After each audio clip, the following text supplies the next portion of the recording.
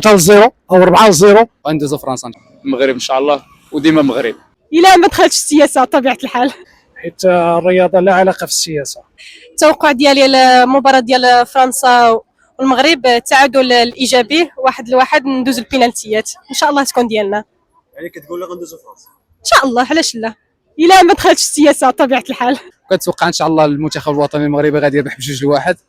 هادشي اللي كاين يعني كتقول نقدروا ندوزو فرنسا ان شاء الله. علاش لا، عندنا منتخب قوي وتايقين فيه ان شاء الله، المدرب مزيان، اللعابه مزيانين ان شاء الله، حنا تايقين انهم غادي يديروا شي نتيجه ايجابيه ان شاء الله، غندوزو فرنسا ان شاء الله. الا كتب اول حاجه كنتمناو التوفيق للمنتخب المغربي ديالنا، اللي كنعرفوا انه عنده واحد الكاليتي اللي كبيره وقادر انه باش يفوز بالمقابله مع فرنسا.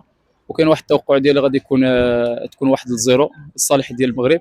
حنا كنعرفوا انه المقابله ماشي بالساهل، وغادي تكون تكتيكيه يعني 100% ما بين المدربين، وجزئيات صغار اللي غادي يحسموا المقابله.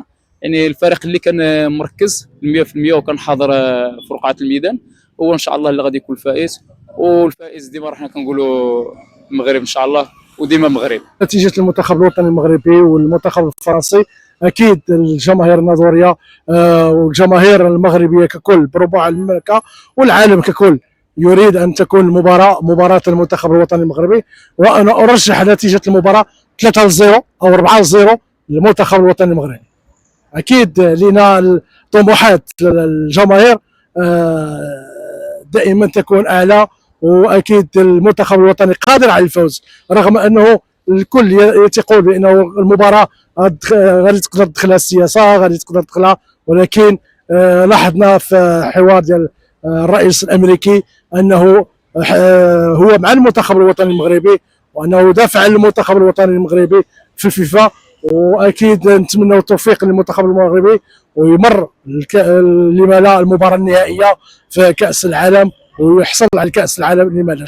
هدف مقابل 0 المنتخب الوطني المغربي ان شاء الله، حيت المنتخب عندي فيه الثقه بزاف والامل غادي يربح لفرنسا الا كانت ما دخلت فيه السياسه ديال الكره.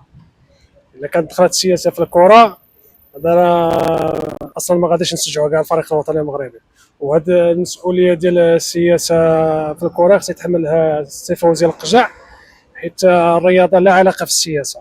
وكنتمنوا ان شاء الله غادي تلعب الكره، وكنتمنوا الفوز للمنتخب الوطني المغربي 1-0. وشكرا.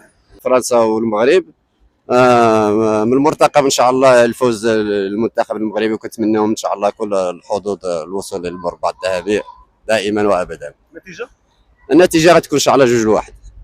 بالنسبه لهذا الماتش هذا يعني شويه صعيب على الطرفين، لا على المنتخب المغربي ولا على المنتخب الفرنسي، وصعب يعني الانسان يعرف النتيجه، يعني صعيب شويه.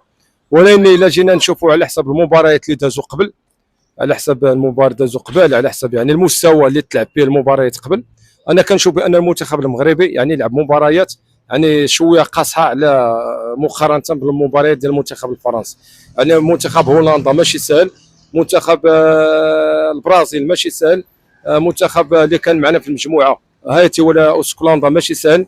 يعني كاينين منتخبات اللي كانوا شويه صعاب. فرنسا ما لعبوش مع شي منتخب اللي هما صعاب مقارنه مع المغرب.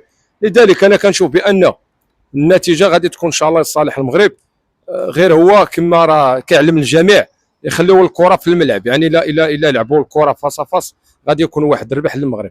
اما الا كان واحد التدخلات سياسيه راه حنا عارفين يعني النتيجه، راه قبل في كاس العالم في قطر راه وقع نفس الشيء، يعني وقعوا تدخلات سياسيه وما خلاوش المغرب باش يفوز في المباراه. هاد العاملات الا خلاو الكره يعني اللي كيلعب هو اللي يربح، راه الفوز يكون صالح المنتخب الوطني المغربي. ونتمنى من الله بانه ما تدخلش السياسه باش سميتو، يعني هادشي اللي كنتمناو، وان شاء الله المغرب يحقق شي نتيجه ايجابيه ويجيب لنا كاس العالم اللي راه حنا انتظرناه بزاف وبزاف.